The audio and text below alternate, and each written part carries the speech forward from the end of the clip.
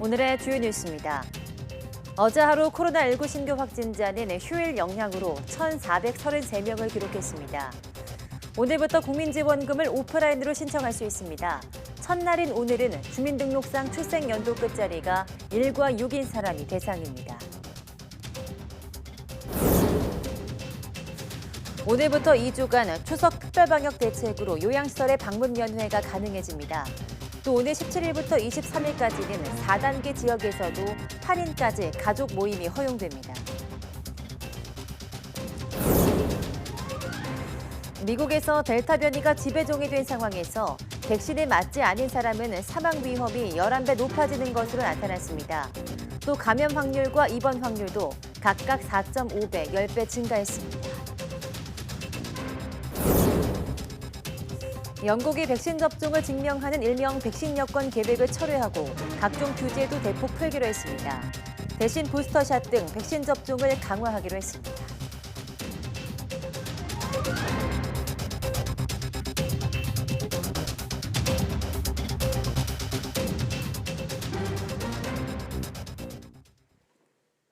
네, 여러분 안녕하십니까? 9월 13일 사이언스 투데이입니다.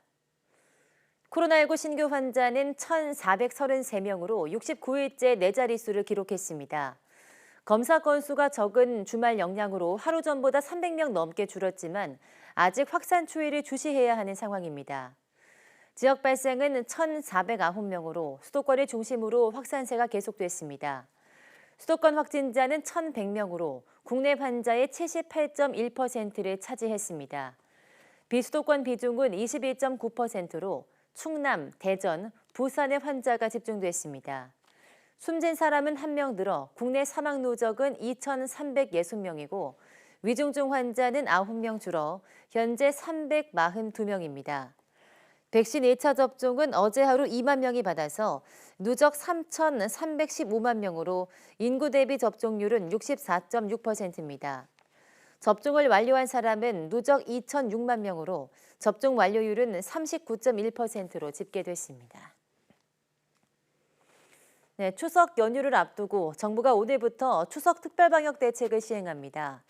오늘부터 2주 동안 거리두기 단계와 상관없이 요양병원과 요양시설의 방문 면회가 허용됩니다. 환자와 면회객 모두 백신 접종을 마쳤다면 접촉 면회도 가능합니다.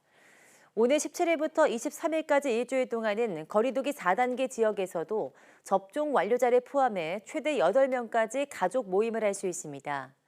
다만 가정 내 모임만 가능하고 다중 이용시설에서는 모일 수 없습니다. 방역당국은 사람 사이 접촉을 최대한 줄이기 위해서 무료 영상통화를 활용한 랜선 귀향을 권장하는 동시에 고향 방문 시엔 최소한 인원으로 이동해달라고 당부했습니다. 네, 오늘부터 코로나19 상생 국민지원금을 오프라인으로 신청할 수 있습니다. 첫날인 오늘은 주민등록상 출생연도 끝자리가 1과 6인 사람이, 내일은 끝자리가 2와 7, 모레는 3과 8인 사람이 신청할 수 있습니다. 또 목요일은 끝자리가 4와 9, 금요일에는 5와 0인 사람이 신청 가능합니다. 신용카드나 체크카드로 국민지원금을 받으려는 경우에는 카드와 연계된 은행을 방문하면 되고, 또 선불카드와 종이형 지역사랑 상품권으로 받으려면 주소지 읍면동 주민센터에서 신청하면 됩니다. 온라인 신청의 경우 지난 11일 요일제가 해제돼서 출생연도와 상관없이 신청할 수 있습니다. 국민지원금은 소득 하위 88% 국민에게 한 사람에 25만 원씩 지급되며 신청 마감일은 다음 달 29일입니다. 네, 추석 연휴가 다가오는 가운데 지난 휴일 도심 곳곳은 본격적인 한가위 맞이에 들어간 모습이었습니다. 네 자릿수 확진자 수가 계속 이어지면서 고향에 가지 않고 비대면 명절을 보내겠다는 사람들도 적지 않았습니다. 황보혜경 기자가 보도합니다. 서울 마장동 축산물시장. 코로나19 이후 외국인 관광객도 끊기며 손님을 구경하기 어려웠는데 추석을 앞두고 조금씩 활기를 되찾는 모습입니다. 대만, 홍콩 관광객 또 그리고 국내 우리 시장을 찾아오는 고객분들이 많이 줄어서 상인들이 굉장히 어려움을 겪고 있었습니다. 재난지원금 때문인지 선물 세트를 직접 사러 오신 분이나 또 택배로도 지금 많이 나가고 있는 추세입니다. 동네 마트에도 미리 추석장을 봐두려는 발길이 이어졌습니다. 치솟은 물가에 조금이라도 아끼기 위해 발품을 팔기도 합니다. 추석 전에 장 보러 왔는데요. 여기 할인마트가 가격이라도 조금 더 저렴할 것 같아서 추석 때 아이들과 만나서 이제 좀 뭐 해먹어야 되니까. 남산골 한옥마을은 가족 단위 관람객들로 북적였습니다. 관람객들은 직접 만든 활로 활쏘기 체험을 하는 등 여러 전통 놀이를 즐기며 추석 기분을 느꼈습니다. 확진자 수가 좀처럼 줄지 않자 이번 연휴는 고향에 내려가지 않고 비대면 모임을 하겠다는 가족도 있습니다. 추석 때 이제 지방으로 못 내려가서 도심에서 이제 아이와 함께 할 수 있는 그런 문화가 있어서 같이 함께 하려고 왔고요. 그리고 추석 때 이제 영상 통화로 이제 안부를 전할 계획입니다. 지난해에 이어 두 번째로 맞는 코로나19 속 한가위. 상인도 시민들도 아쉬움과 설렘이 공존하는 모습입니다. YTN 황보혜경입니다. 네, 서울시가 오늘 17일 오후 6시부터 23일 오전 9시까지 추석 종합대책을 시행합니다. 대책에 따르면 보건소 선별진료소는 연휴 중 오전 9시부터 오후 6시까지 운영하지만 임시 선별검사소는 운영하지 않거나 단축 운영하는 곳도 있습니다. 또 SRT 수서역, 남부터미널, 김포공항 등 교통요지에는 찾아가는 선별진료소를 설치하고 버스터미널에는 감염 의심자 격리 장소를 운영합니다. 이동량을 줄이기 위해 대중교통 막차 시간 연장은 없으며 시립묘지를 지나는 시내버스도 증편하지 않습니다. 정부가 코로나19 확산으로 발령한 전 국가와 지역 해외여행에 대한 특별여행주의보를 다음 달 13일까지 다시 연장했습니다. 외교부는 각종 변이 바이러스 발생에 따른 코로나19 확산이 이어지고 많은 국가의 전 세계 대상 입국 금지 또는 제한이 계속되는 상황을 감안해서 이같이 결정했다고 밝혔습니다. 이에 따라 이 기간 해외여행을 계획하고 있다면 여행을 취소하거나 연기하고 해외에 체류 중이면 코로나19에 감염되지 않도록 신변 안전에 특별히 유의해달라고 부탁했습니다. 특별여행주의보는 단기적으로 긴급한 위험에 대해 내려지고 여행경보 2단계 여행 자제 이상과 3단계 철수 권고 이하에 해당합니다. 정부는 지난해 3월 23일 특별여행주의보를 처음 발령한 뒤 계속 연장하고 있습니다. 카카오나 네이버 등 대형 플랫폼 기업들의 갑질이나 문어 발식 확장 우려가 커지면서 이들 기업을 규제하려는 움직임 역시 빨라지고 있습니다. YTN 현안 조사 결과 국민 절반 이상은 카카오나 네이버 등에 대한 규제가 적절하다고 답해서 당정의 규제 행보가 더욱 힘을 받을 것으로 보입니다. 권남기 기자입니다. 카카오와 네이버 또 쿠팡 같은 플랫폼 기업들의 불공정 행위에 대한 우려가 커지고 있습니다. 공정위와 금융위 수장들은 동시에 공룡 플랫폼 기업을 정조준하는 규제 발언을 쏟아냈습니다. 기술을 선도하는 혁신의 아이콘에서 새로운 갑질에 골목 상권까지 잡아먹는 탐욕의 상징으로 카카오나 네이버 등 대형 빅테크 플랫폼 기업들에 대한 규제 움직임이 빨라지고 있습니다. 더불어민주당은 규제 법안 통과에 나섰고 공정거래위원회와 금융위원회 수장들도 약속한 듯 경고성 발언을 이어갔습니다. 가장 중요하다고 생각을 하고 있는 것은 온라인 플랫폼에 입점한 180만 입점업체와 온라인 플랫폼을 이용하고 있는 5,200만 소비자입니다. 이런 규제 움직임에 대한 국민의 생각은 어떨까?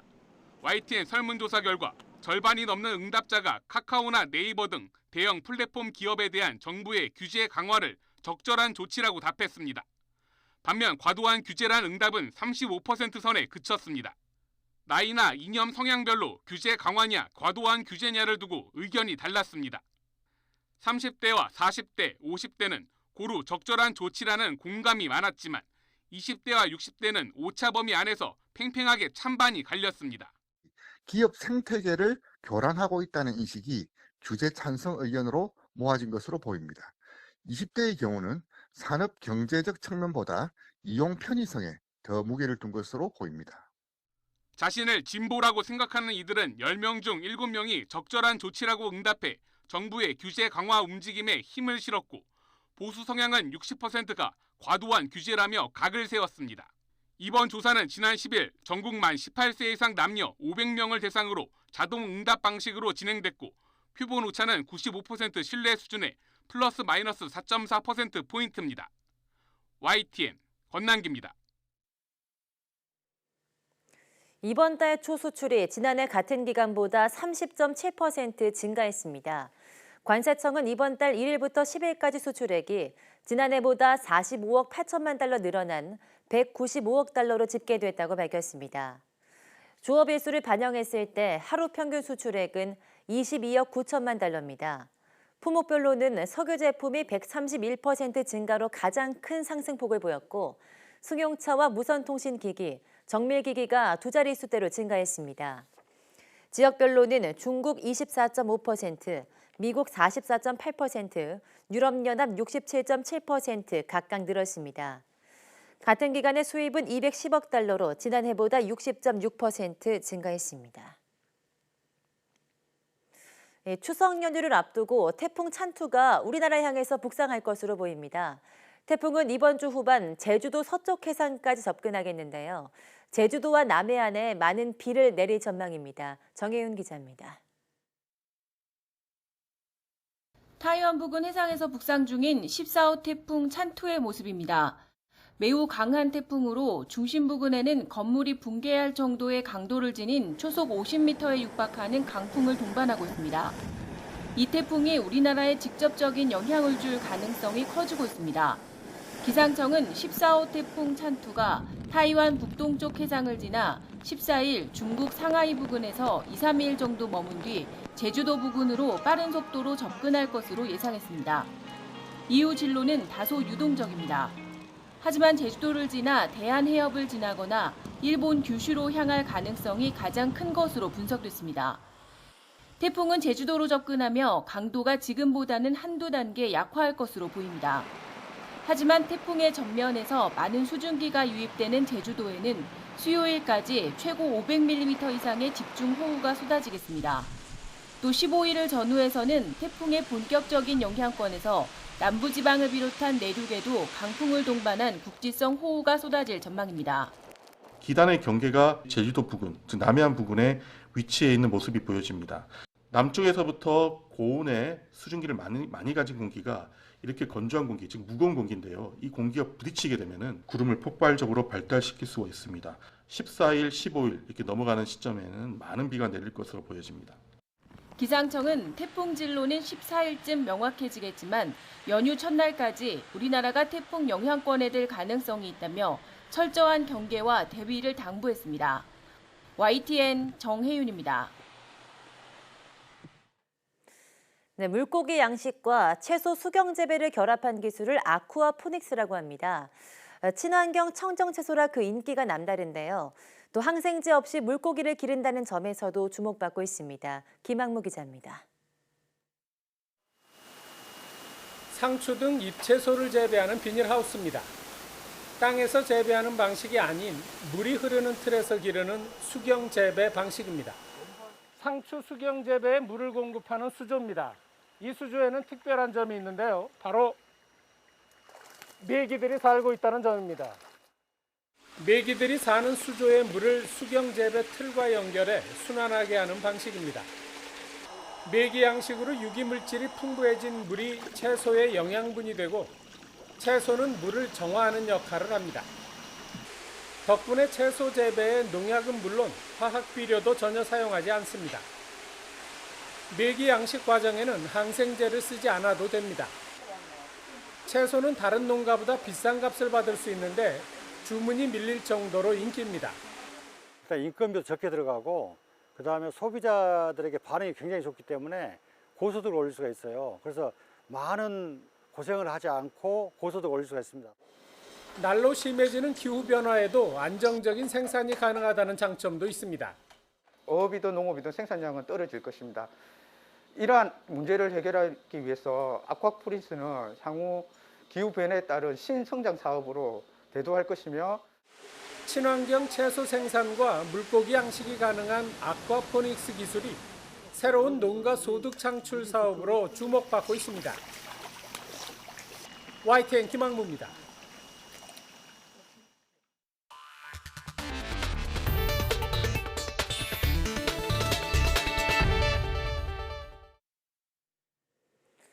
사이버 안보 분야에서 국제 문제로 부상한 랜섬웨어에 대응하기 위한 한미 양국의 워킹그룹 회의가 열렸습니다.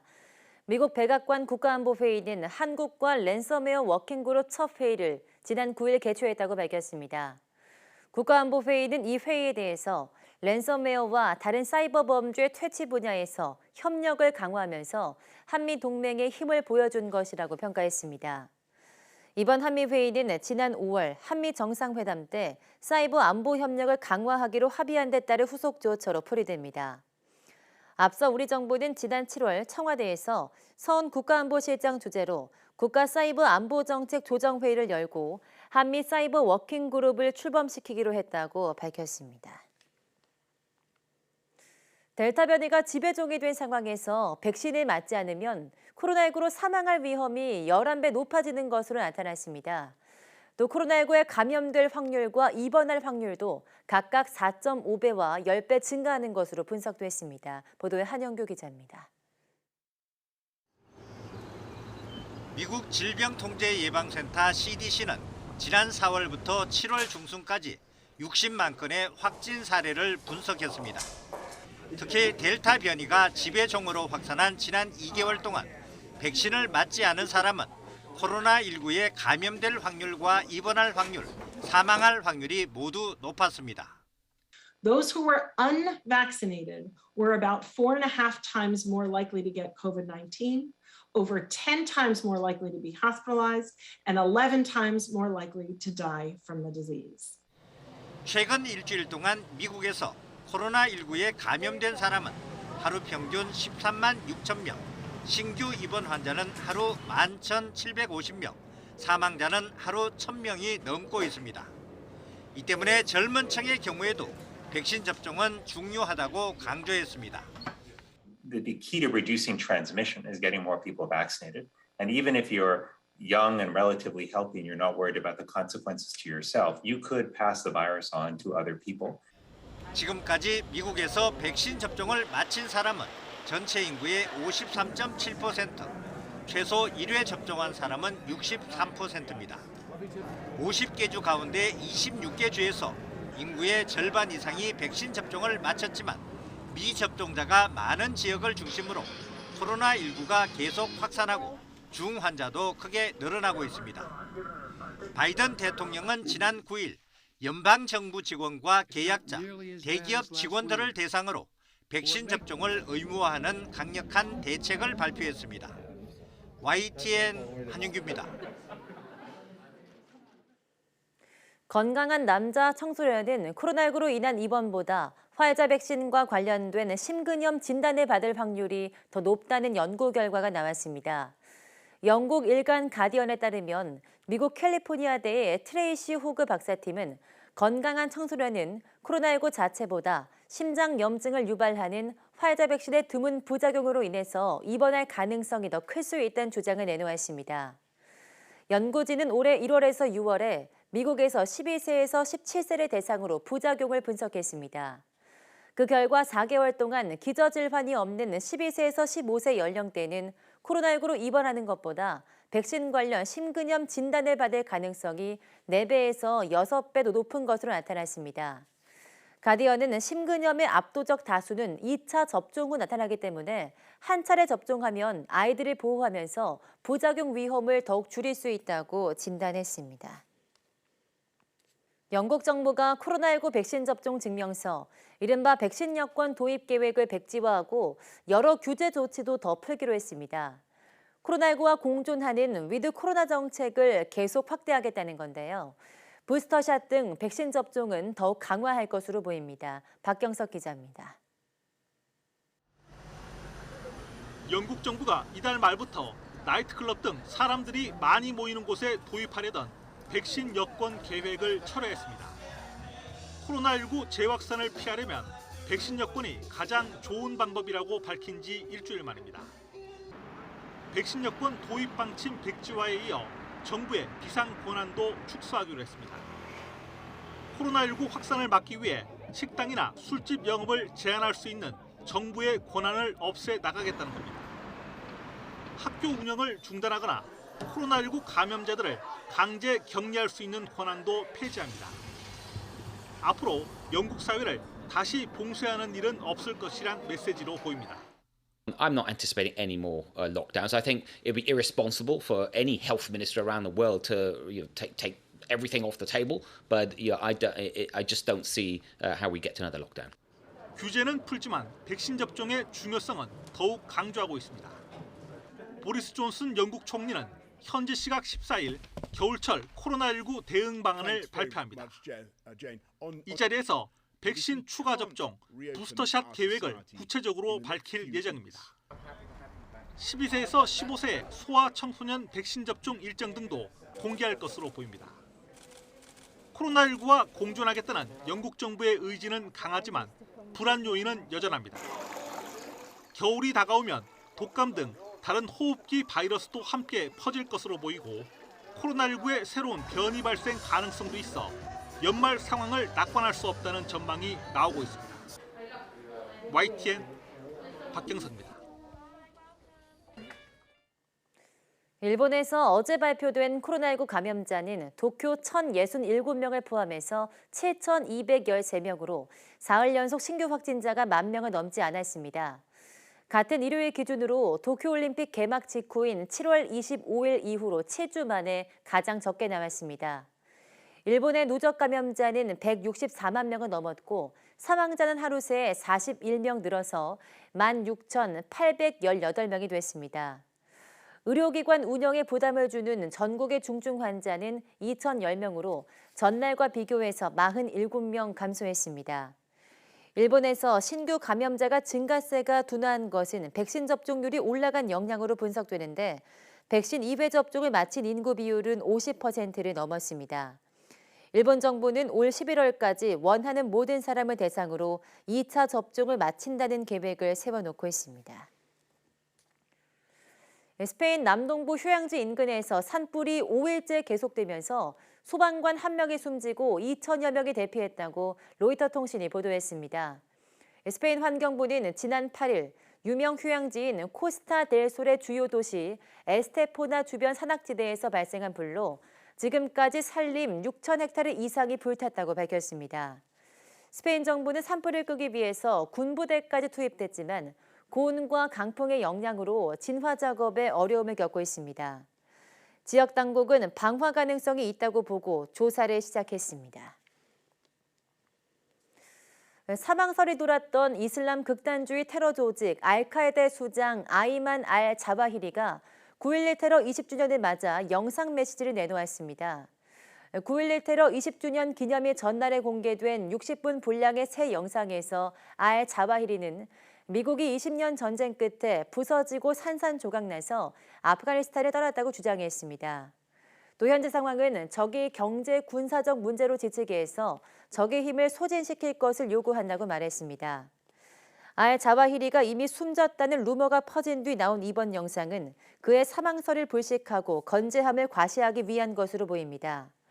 테러 단체들의 온라인 활동을 감시해온 시티 인텔리전스 그룹은 알 자와히리가 미군의 아프간 철수를 언급했지만 탈레반 아프간 장악에 대해선 말하지 않았다며 영상이 최근 것이 아닐 수 있음을 시사했습니다.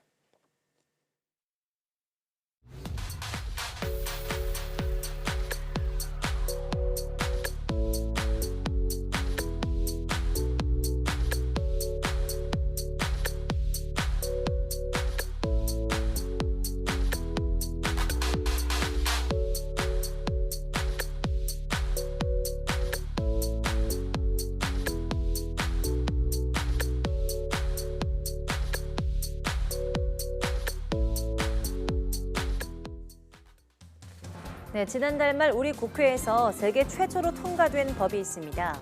바로 구글 등의 이앱 결제 강제를 금지하는 이른바 구글 갑질 방지법이라고 부르는 전기통신사업법 개정안인데요.